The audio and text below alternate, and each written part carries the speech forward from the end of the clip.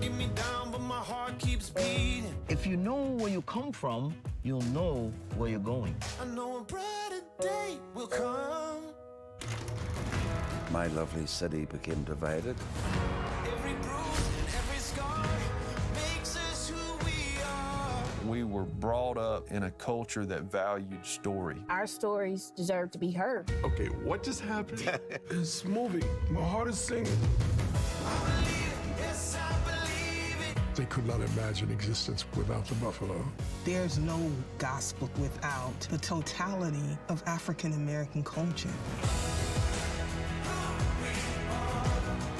Our future looks like us telling our stories.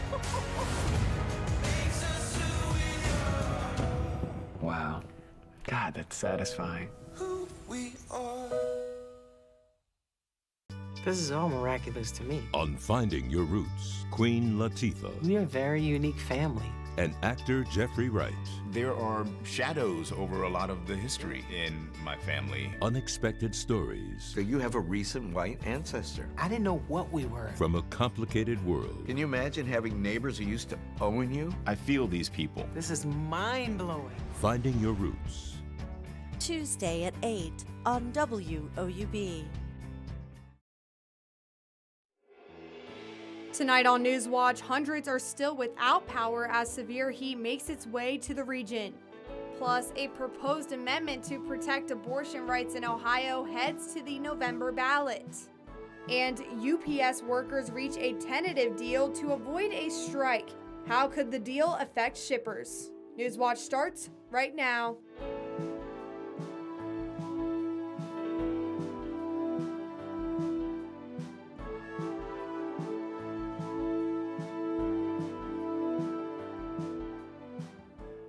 Cleanup efforts across the area continue after overnight storms leave behind a trail of destruction. Good evening, I'm Reese Thompson. Welcome to Newswatch. Photos from AEP Ohio shows crews cleaning up downed trees and power lines that have left thousands in the dark. According to AEP Ohio's outage map, Lancaster are still without power. Many of those reported outages are located around Lancaster. AEP Ohio Operations Manager Sean Cable says outages peaked last night at nearly 11,000 outages. He expects power in Athens and Pomeroy to be restored tonight, and for those in Lancaster at some point tomorrow evening. Cable says crews are working around the clock to try and restore power as soon as possible. Here with more on what we can expect this week is Newswatch forecaster Emily Dietz. Emily, when can I finally put away my umbrella? Well, we saw most of the rain that we're going to see this week last night. As you all saw, pretty heavy rain showers, some thunder and some lightning. But you might want to keep it out because we're expecting a lot of sunshine and a lot of heat this week. So we're looking at temperatures being in the upper 90s, even touching 100 a little bit later this week. So it's going to be a pretty hot one. So you might not want to put your umbrella away just yet. But for right now, down here in southeast Ohio, we're seeing temperatures about 86.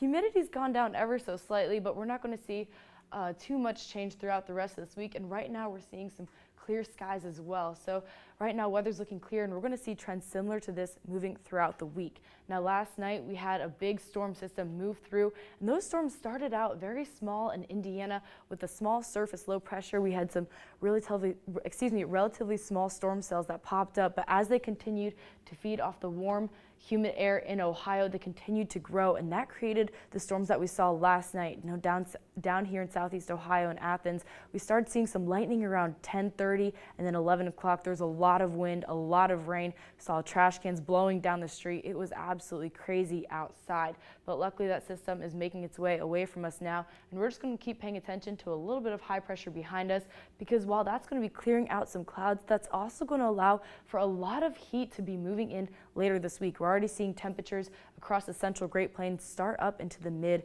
90s. But overnight last night with that rain, we did drop down into the lower 60s, but we quickly picked back up throughout the day. We had a little bit of cloud coverage this morning, which helped keep a lot of that heat away, but things are really just going to keep warming up. And a quick sneak peek for tomorrow, it's going to be a high of about 92, but we're expecting that heat index to feel about 98. So that's going to be your feels like temperature tomorrow. So make sure you're going to be drinking plenty of water. Be sure to stay tuned for my full forecast to look more at this heat that's coming this week. Thanks, Emily. As a heat wave makes its way into the area, officials are urging residents to take precautions. The National Weather Service says some portions of our area could see temperatures soar to triple digits, which according to officials could be life-threatening. The Weather Service says during the high temperatures to stay hydrated and limit strenuous outdoor activities. For those who choose to crank the AC, AEP Ohio Operations Manager Sean Cable says the grid can withstand over 90-degree heat. But once over 95 degrees, Cable says a strain is put on supplies and could cause lines to slump, creating isolated outages. Cable says if your power does go out, find a cool place to take shelter in and stay hydrated. The Athens US 33 and 50 roundabout is open but not complete. The project's biggest goal is to eliminate crashes. According to the Ohio Department of Transportation, crash rates at the interchange before the roundabout were higher than the state average. ODOT Public Information Officer Ashley Rittenhouse says roundabouts are a proven safety countermeasure, and when crashes do happen at roundabouts, they are less severe than collisions at regular intersections. Rittenhouse says ODOT wants the transition to the roundabout to be as easy as possible for drivers. We really just ask drivers to pay attention to the signage. That's going to go really far with something brand new like this that's in place that they're not used to. Rittenhouse says after this phase of construction, drivers won't have to take the Stimson detour to reconnect to US 50. The project is scheduled to be complete on November 12th. The Ohio Department of Transportation is launching a $10 million study looking at the future of Ohio's transportation systems. The funds are a part of the recently passed transportation budget. ODOT is working with the Ohio Department of Development to look at passenger and freight travel needs in the next 3 decades. The study will be led by Cambridge Systematics' experienced team of consultants and is expected to be completed in late 2024. The Chemours Company has announced tentative plans to invest $1 billion to expand a local plant. According to the chemical company's construction manager, Steve LaHoo, the future of the expansion depends on the approval of the Federal Environmental Protection Agency. The expansion would enable Chemours to produce materials needed for a planned semiconductor chip plant near Columbus. The expansion would bring 200 permanent jobs to the area, as well as temporarily employ hundreds of construction workers. A proposed amendment to protect abortion rights will appear on the ballot this fall. The measure would establish a fundamental right to reproductive freedom with reasonable rights. Getting an abortion will be based on evidence of patient health and safety benefits. The ballot measure is similar to a measure passed in Michigan last year. The percentage of the Ohio voters needed to support the amendment for it to pass depends on the outcome of the August election on issue 1. Another proposal that would have legalized adult use of marijuana will not be on the November ballot. Ohio Secretary of State Frank LaRose determined the coalition to regulate marijuana like alcohol submitted an inadequate number of signatures to be put on the ballot. The coalition to regulate marijuana like alcohol has 10 days to get nearly 125,000 signatures from Ohio voters. The ballot measure would allow anyone above the age of 21 to buy and possess up to 2.5 ounces of cannabis and grow it at home. Students with disabilities are now eligible for government financial support ahead of the 2023 semester. In Ohio, the Opportunities for Ohioans with Disabilities program is offering up to $7,000 per student ahead of the fall 2023 semester. These funds are for students with disabilities interested in pursuing a secondary education or career training program. Nationally, the Department of Education is ensuring free public school education for people with disabilities ages 3 through 21. The goal of both of these programs is to prepare people with disabilities for post-secondary education, eventually getting them to employment. To apply for funds, visit oodworks.com to set up a call or virtual appointment. The 168th Ohio State Fair kicks off tomorrow in Columbus. New this year, organizers of the fair are teaming up with the Ohio History Center to give history lovers a chance to learn more about the state. General Manager of the Ohio State Fair, Alicia Schultz, says this year fairgoers can also access the Ohio's History Center, which sits in the same general area as the fair. Fairgoers can bring their own food and drinks, but no glass containers. Fairgoers can also bring in guns, but will not be allowed to enter buildings on the fairgrounds. The fair is expected to run until the 5th of August. Coming up after the break, 2 legal battles are brewing along the southern border. Plus, a strike may have been avoided, but how could a tentative deal with UPS workers affect shipping? Things are heating up across the country, and we're going to see a rise in temperatures this week. Be sure to stay tuned to Newswatch to figure out how this heat can impact you. Next time on Antiques Roadshow, which of these collectors is getting good news about their treasure? I used the money out of my very first paycheck to buy it. Just fell in love with it. I paid $20,000 for it. You know, and it was the only time I ever asked my father to borrow money, too. I collect bud vases, and I picked this one up at, I think, a church bazaar. Boom, winner. Find out next time on Antiques Roadshow from Cleveland, Ohio. Monday at 8 on WOUB. This is all miraculous to me. On Finding Your Roots, Queen Latifah. We are a very unique family. And actor Jeffrey Wright. There are shadows over a lot of the history in my family. Unexpected stories. So you have a recent white ancestor. I didn't know what we were. From a complicated world. Can you imagine having neighbors who used to own you? I feel these people. This is mind-blowing. Finding Your Roots. Tuesday at 8 on WOUB.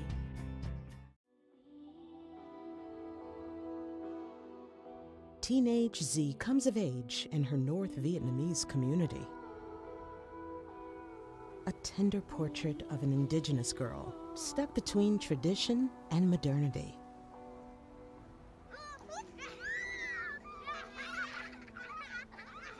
Children of the Mist on POV. Monday at 10 on WOUB. A billion miles from the sun. Every time we think we have Saturn pegged, another piece of evidence tells us no, everything we thought was wrong. The most mysterious and alluring of the planets. But the discoveries came at a cost. I was supposed to call end of mission. I couldn't get the words out. It's still hard. The planets, Saturn, on Nova. Wednesday at 10 on WOUB.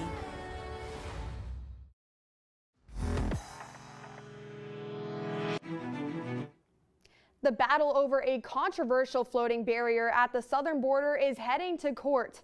The Justice Department is suing the state of Texas, demanding the floating barriers Governor Greg Abbott says are intended to deter migrants from crossing must be removed. Cole Higgins reports.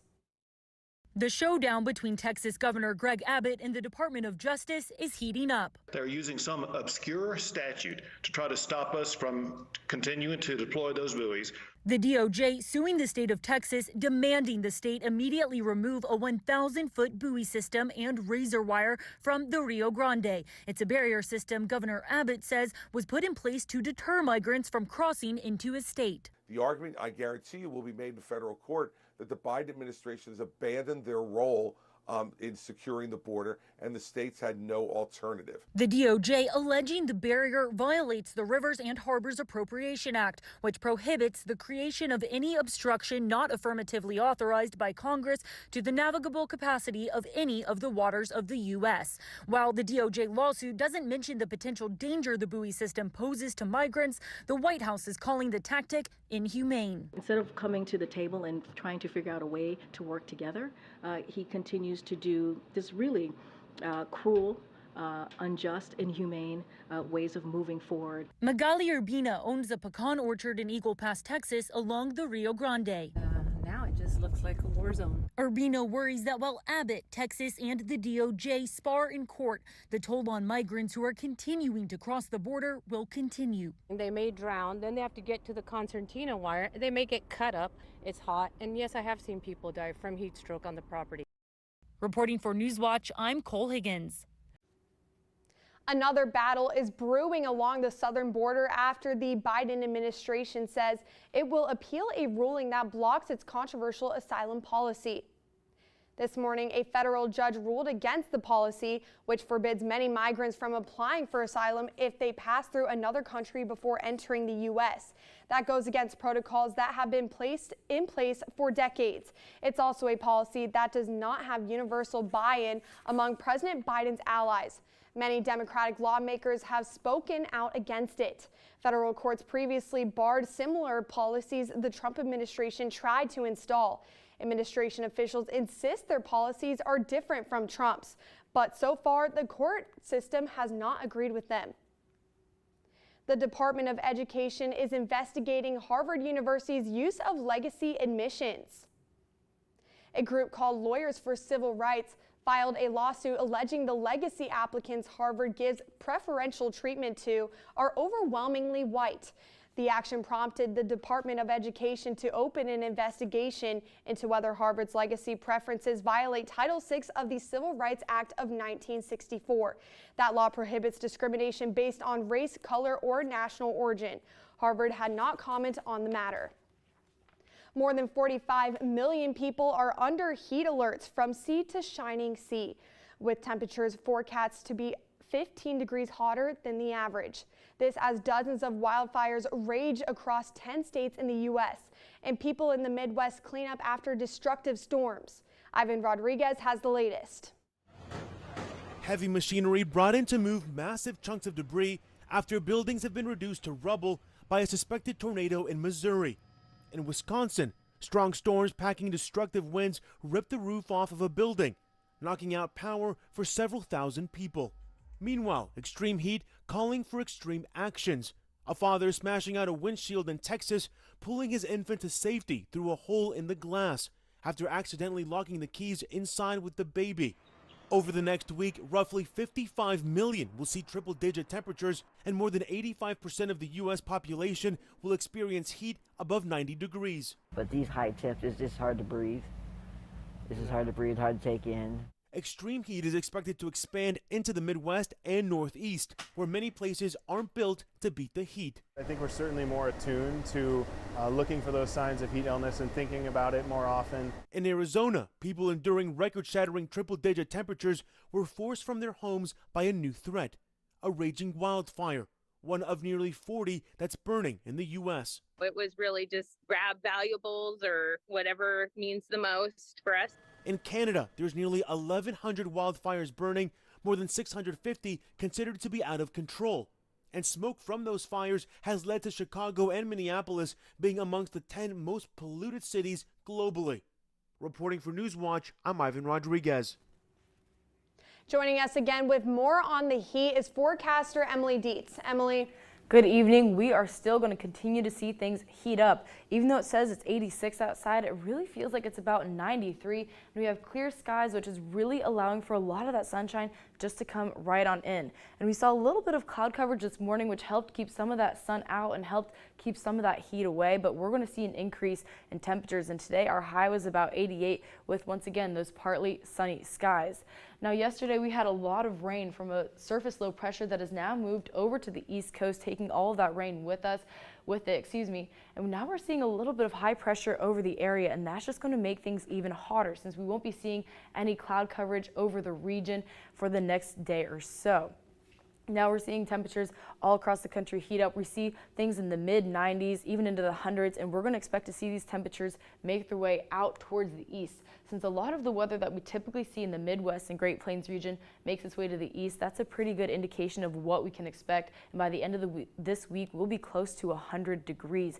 And tonight we'll be seeing a low of about 63, so still on the cooler side of things for now, and we'll also be seeing those mostly clear skies, so another relatively nice night. But tomorrow, that's when we're really going to see up into the 90s, high of about 92 with a heat index pushing 98 and a temperature low of 72. So tomorrow night we'll start seeing those overnight temperatures into the 70s. We see a 20% chance of showers possible, but that's mainly in the evening hours, most likely into Thursday morning.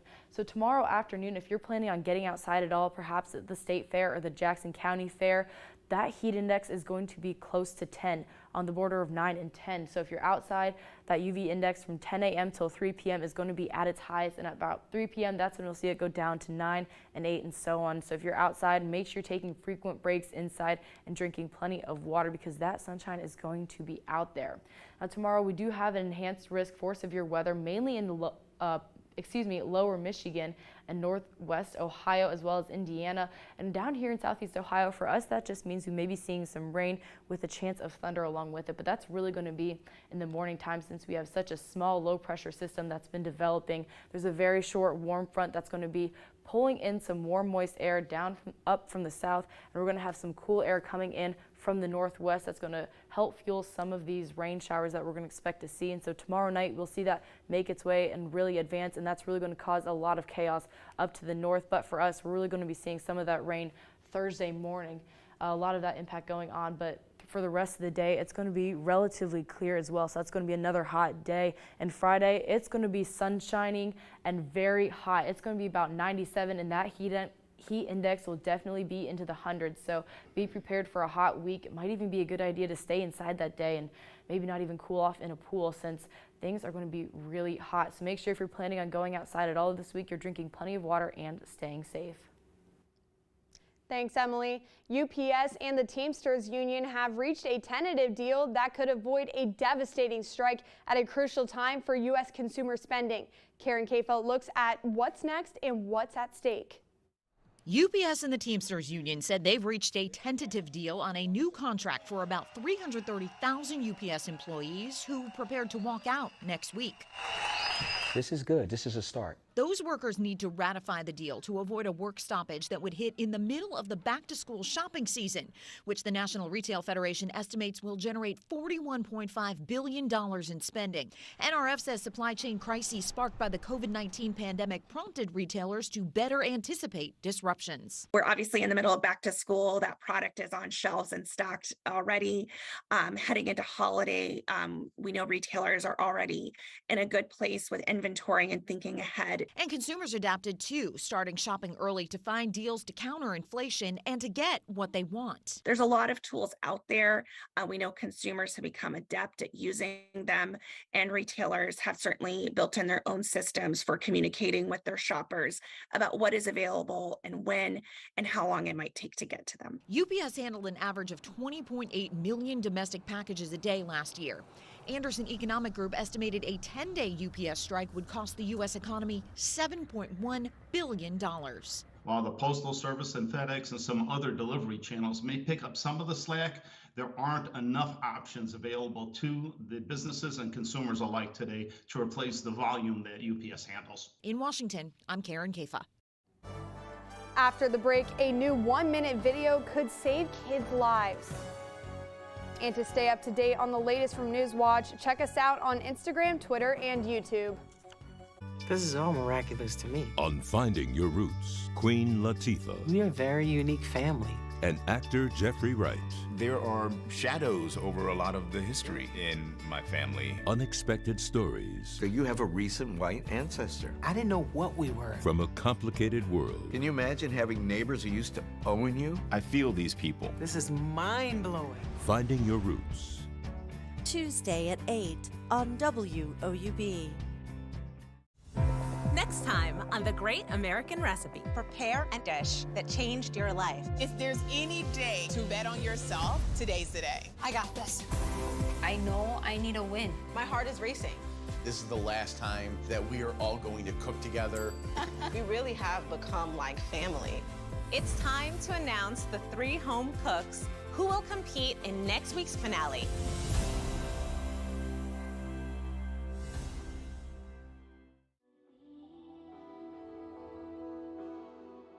Teenage Z comes of age in her North Vietnamese community. A tender portrait of an indigenous girl stuck between tradition and modernity.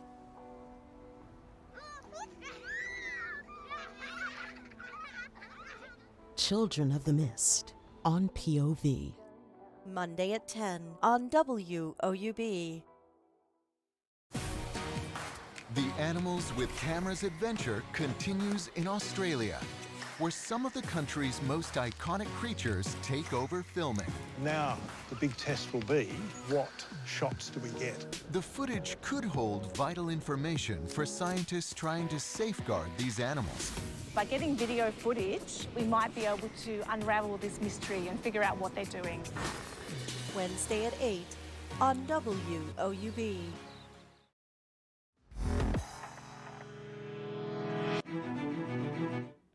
They kill more kids and teenagers than anything else in the U.S. Guns surpassed car accidents in 2020 as the leading cause of death in children. But a new study suggests a 1-minute video on gun safety could save lives. Mandy Gaither has a look at the data.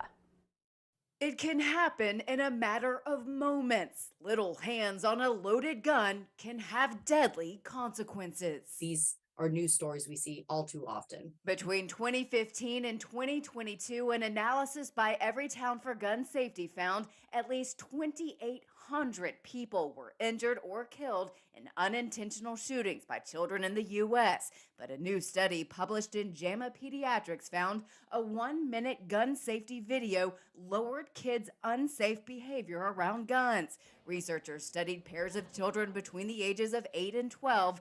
One set viewed a 1-minute gun safety video at their house, while another group watched a car safety video at home. Researchers say members of the gun safety video group were more cautious than those who watched the video on car safety when the kids found a real gun in a laboratory drawer a week later.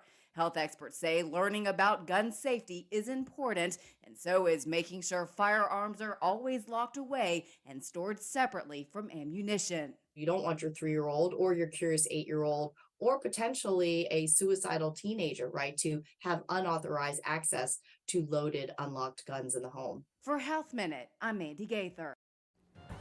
When we return, a West Virginia man makes a historic catch. But first, here's a look at what's coming up tonight on your public television station. 1 billion miles from the sun. Every time we think we have Saturn pegged, another piece of evidence tells us no, everything we thought was wrong. The most mysterious and alluring of the planets. But the discoveries came at a cost. I was supposed to call end of mission. I couldn't get the words out. It's still hard. The planets, Saturn, on Nova. Wednesday at 10 on WOUB. Better than ever, gonna be great. This is the moment that history's made. Nothing can stop us, ain't seen nothing yet. The lights are on and now the stage is set. This is the day a new dawn is near. The future's here. Welcome to the future. If you want your life to get better, you got to fight for it. Welcome to the future. She just disappeared off the face of the planet. I want her to know that I'm not mad at her. Mom? 5 years ago, I was diagnosed with ALS. Where is the mother of the bride? Welcome to the future. I am an American, and I have every right like anybody else. You have to figure out and learn where you come from. Future.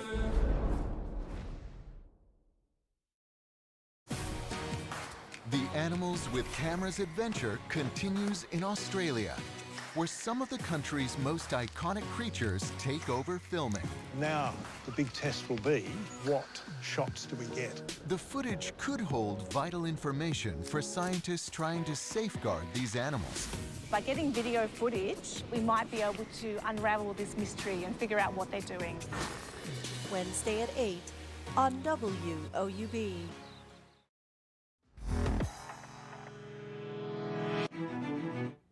Finally tonight, it's official. Earlier this month, West Virginia fisher Rich Chapman broke an 11-year-old record by catching the longest long-nosed gar ever recorded. This crazy catch, a 53.62-inch gar, was caught in the Ohio River in Mason County on July 3rd. According to the National Park Service, the average long-nosed gar is only 24 to 36 inches long. Emily, for those who might be trying to catch the big one, what will the weather be like?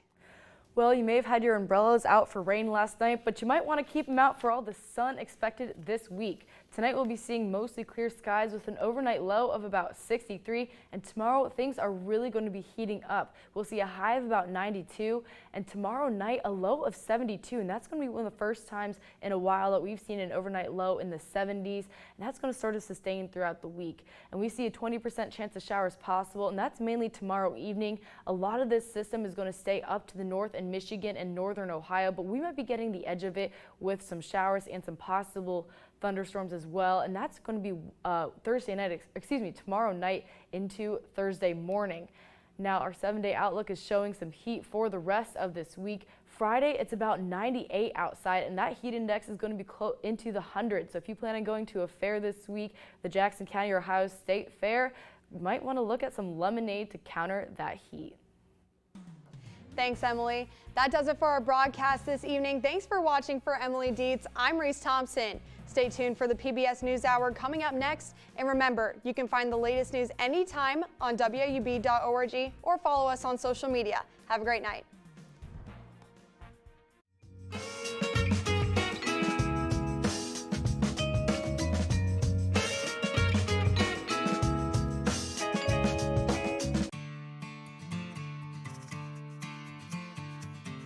Support comes from Visit Athens County. More information can be found at AthensOhio.com. Athens, it's more than a place. Support